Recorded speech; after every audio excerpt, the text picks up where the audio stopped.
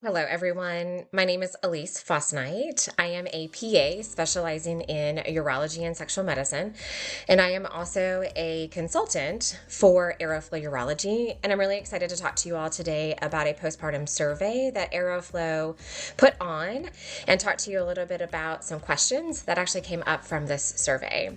We know that postpartum individuals, saying that term rather than saying mothers, is going to be much more inclusive, and that the first thing that we need to talk about is acknowledgement that this is a very common concern that is actually happening versus saying, oh, it's just normal and that you just kind of have to deal with it.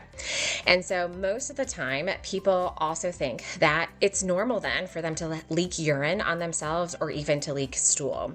We have to remember that we want to be able to give an opportunity to say that there is a chance that this could get better. We have to acknowledge the fact that there are a lot of body changes that occur in the postpartum period. And so helping people to understand that it could get better with time can be very helpful and encouraging to those individuals. We have to remember too that we can't expect every healthcare provider to know all of the treatments that are actually going out there. So being able to have handouts that are evidence-based is key to giving information and education to those postpartum individuals. There are a couple of organizations that you can get those handouts from. That's going to be the American Urogynecological Society, or even from the International Urogynecological Society as well. We also have to remember that those individuals that are taking care of postpartum people need to think about a referral to a pelvic floor physical therapist as well. Now, we know that less than 20% of postpartum individuals feel prepared for that postpartum incontinence. And so we don't need to go about reinventing the wheel with the resources that are already out there. You can go to babycenter.com or the American Physical Therapy Association section on women's health.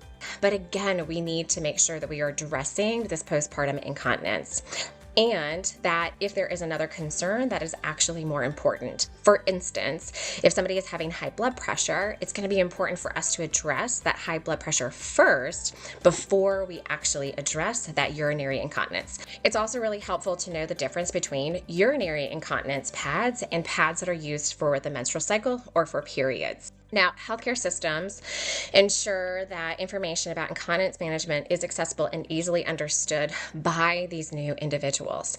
And it is important for those individual systems to come up with those standardized protocols or policies, giving out standardized education and instructions so that everybody is aware on the resources that are out there and available to that individual. Getting somebody in for a referral early is going to be key. As we know, wait times are incredibly long to get in with a specialist, whether that is a urogynecologist to review treatment options or even a pelvic floor physical therapist.